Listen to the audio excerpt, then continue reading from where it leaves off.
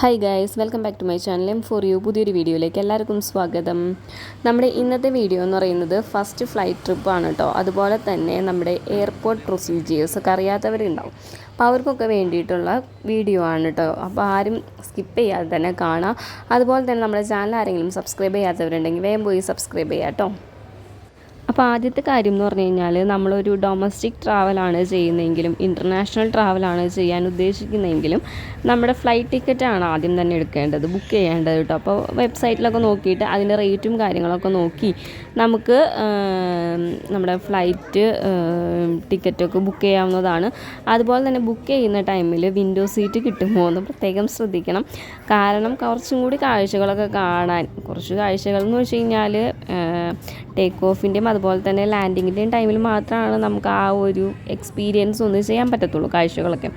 അതുപോലെ തന്നെ അല്ലാതെ വേറെ പ്രത്യേകിച്ച് കാഴ്ചകളൊന്നുമില്ല, ഫുൾ മേഘമൊക്കെ തന്നെയായിരിക്കും കേട്ടോ. അതൊക്കെ നമ്മുടെ കൺവീനിയൻ്റ് അനുസരിച്ചിട്ട് നിങ്ങൾക്ക് ബുക്ക് ചെയ്യാവുന്നതാണ് കേട്ടോ.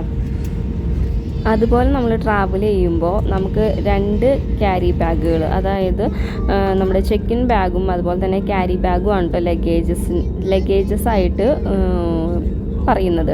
അപ്പോൾ ചെക്ക് ഇൻ ബാഗ് എന്ന് പറഞ്ഞു കഴിഞ്ഞാൽ നമ്മുടെ കുറച്ചും കൂടി വെയിറ്റ് ഉള്ള പ്രൊഡക്റ്റുകൾ വെക്കുന്നതാണ് ഈ ചെക്ക് ഇൻ ബാഗ്.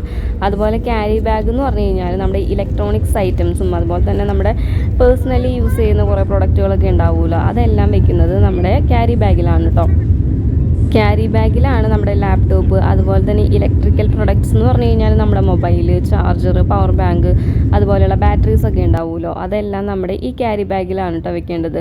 ഈ ചെക്ക് ഇൻ ബാഗ് എന്ന് ഉദ്ദേശിച്ചത് വെയിറ്റ് കൂടിയത് നമ്മുടെ ലഗേജസ്, ഫ്ലൈറ്റിൻ്റെ ലഗേജസ് ഏരിയയിലോട്ടാണ് കൊണ്ടുപോകുന്നത് കേട്ടോ.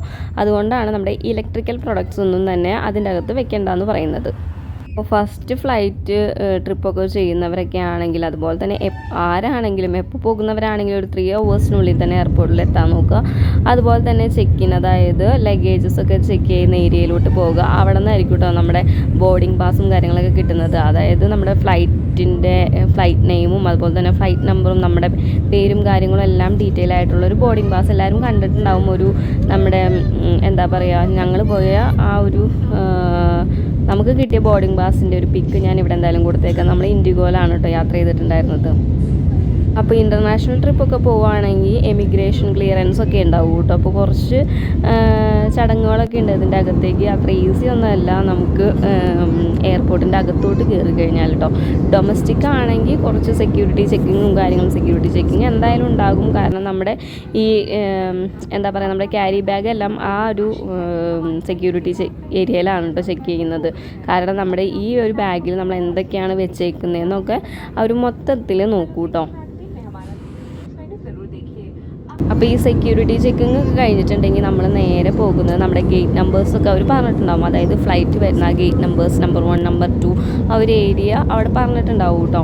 അപ്പോൾ അതുപോലെ തന്നെ അവിടെ സ്ക്രീനിൽ കൊടുത്തിട്ടുണ്ടാവും നമ്മുടെ ആ ഒരു ഫ്ലൈറ്റ് വരുന്നത്.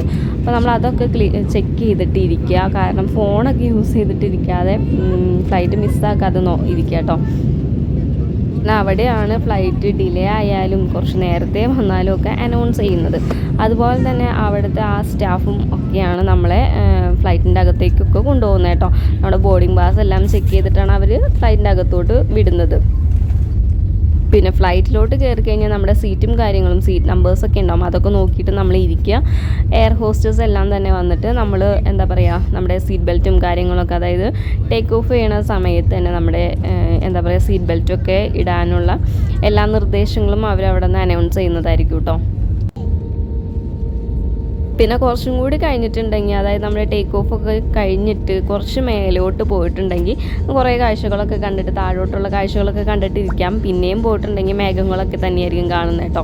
അപ്പോൾ ചെറിയൊരു കുലുക്കവും കാര്യങ്ങളൊക്കെ ഉണ്ടാവും ടേക്ക് ഓഫിലും അതുപോലെ തന്നെ ലാൻഡിങ് ടൈമിലും. അല്ലാതെ പ്രത്യേകിച്ചൊന്നും അങ്ങനെ ഒരു പേടിക്കാനായിട്ടുള്ളൊരു ട്രാവൽ എക്സ്പീരിയൻസ് ഒന്നും ഇതുവരെ നമുക്കുണ്ടായിട്ടില്ല കേട്ടോ.